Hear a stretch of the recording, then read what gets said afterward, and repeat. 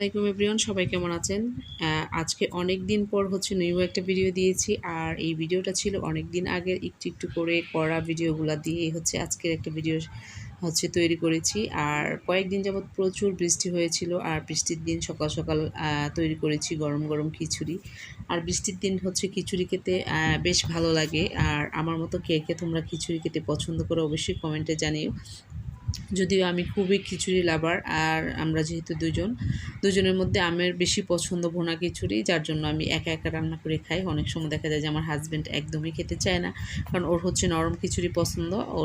ওর পছন্দ মতো মাঝে মধ্যে রান্না করি, আমার পছন্দ মতো মাঝে মধ্যে রান্না করা হয় আর কি। তো এই তো বাহিরে যেহেতু বৃষ্টি, আর আমি খিচুড়ি খাওয়া শুরু করে দিয়েছি। আর কয়েকদিন আমি ভালোভাবে ইউটিউবে অ্যাক্টিভ থাকতে পারছি না, কারণ আমার চ্যানেলে আমি লাইভ করছি বলে ওয়াচ টাইমের জন্য। তো এই জন্য কিছুদিন পর অবশ্যই আমার ওয়াচ টাইম কমপ্লিট হয়ে গেলে মনিটাইজেশন যদি করতে পারি, আল্লাহ যদি সেটা সম্ভব হয় আর কি, তাহলে আবার আগের মতো অ্যাক্টিভ হয়ে যাব। তো আমার চা খাওয়ার দুধটা শেষ হয়ে গিয়েছে। তো রাতের বেলা আমার হাজব্যান্ডকে বলেছিলাম, তো ও এই তো দুধ নিয়ে আসছে। তো আমি এখন দুধটা ঢেলে নিব আর কি। আর ডিপ্লোমা দুধের চা খেতে কিন্তু অনেক ভালো লাগে। আপনারা কে কে জানেন অবশ্যই কমেন্টে জানাবেন। তো আমি এখন দুধটা ঢেলে নিচ্ছি, 2 ভাগে ভাগ করে নিব আর কি। তো এই তো আজকের ভিডিওটা দিতে পারছি না। আর এত রাত্রে রান্না করি, রাত 12টার পরে গ্যাস আসলে ভালো করে রান্নাটা করতে হয়। তো যার জন্য ভিডিও করতে এত রাতে ভালো লাগে না, যার জন্য আমি এখন কয়েকদিন যাবৎ ভিডিও করতে পারতেছি না। তো ইনশাল্লাহ খুব তাড়াতাড়ি আবারও আগের মতো ভিডিও দিব। তো আমি দুধটা ঢেলে নিয়েছি, আর এটাকে 2 ভাগে ভাগ করে নিয়েছি, কারণ সবসময় যেটা খাবো সেটা আলাদা করে নিয়েছি, আর কিছুটা অন্য একটা পাত্রে রেখে দিয়েছি, মানে একটা কৌটায়। তো এটা রেগুলার খাওয়ার জন্য ঢেলে নিলাম। তো আরেকটা কাচের পাত্রে বাকিটা রেখে দিচ্ছি, কারণ আর দুধ ঢালার পর গুঁড়া দুধ একটা কৌটার মুখটা ভালো করে রাখতে হয় টাইট করে, আটকালে দুধটা নষ্ট হয়ে যায়। এটা কিন্তু অবশ্যই আপনারা আমাদের সবারই খেয়াল রাখা উচিত। আমার কিন্তু কয়েকবার এরকম হয়েছে যে অনেক দুধ রয়ে গেছে, কিন্তু ঢাকনাটা ভালো করে লাগানো হয় না, যার জন্য দুধটা নষ্ট হয়ে যায় আর কি। তো এই তো আমার দুধটা আমি 2 ভাগে ভাগ করে নিয়েছি। কি আর করব, বললাম না যে ভিডিওই খুঁজে পাচ্ছি না, কি ভিডিও দিব।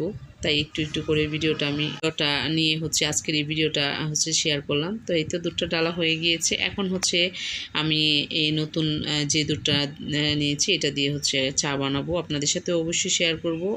তো এখন পরের দিন সকালবেলার নাস্তা শুরু করব। তো রুটি আগেই বানানো হয়েছে, সেটা আর শেয়ার করি নাই। তো ডিম পুচ করে নিচ্ছি দুজনের জন্য 2টা। আর আমি ডিমের কুসুমটা নরম অবস্থা খেতে পারি না, মানে পুচ করা ডিম। তো আমারটা একটু বেশি করে ভেজেছি, আর আমার হাজব্যান্ডেরটা পুচ করেছি অল্প ভেজে।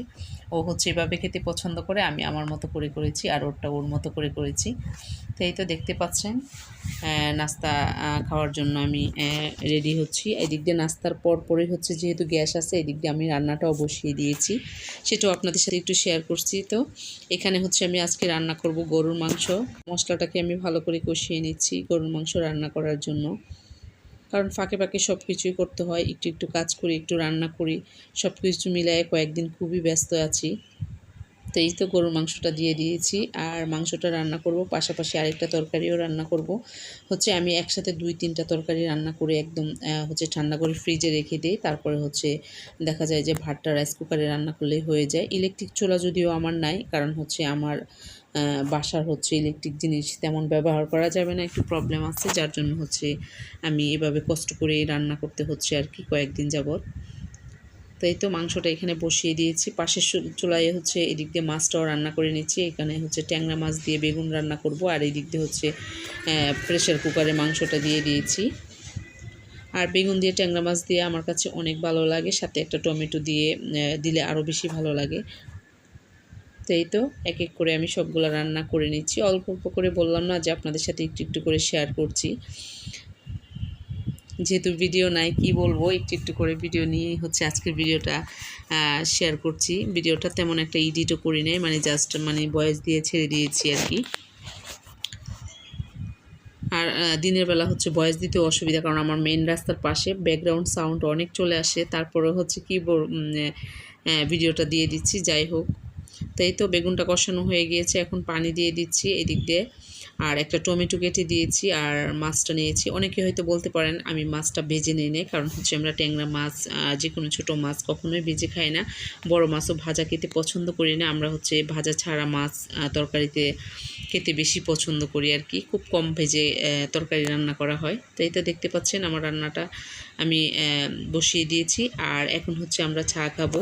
চা বানিয়ে নিয়েছি, আর চা বানানোর পর হচ্ছে আমরা দুজনে এখন চা খাবো। এটা ছিল বিকালবেলা, তো বিকালবেলা হচ্ছে চা খাবো দুজনে। আর চাটা কিন্তু অনেক মজা হয়েছে, আর ডিপ্লোমা দুধের চা কিন্তু খেতে অনেক ভালো লাগে। কে কে খাও অবশ্যই আমাদের সাথে শেয়ার করো। চাটা আমি হচ্ছে ঢেলে নিচ্ছি।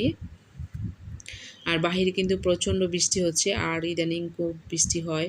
তো চা খেতে খেতে আমি একটু ব্যালকনিতে যাই দেখতেছিলাম যে কেমন বৃষ্টি হচ্ছিল। তো এই তো আমার চা রেডি হয়ে গিয়েছে।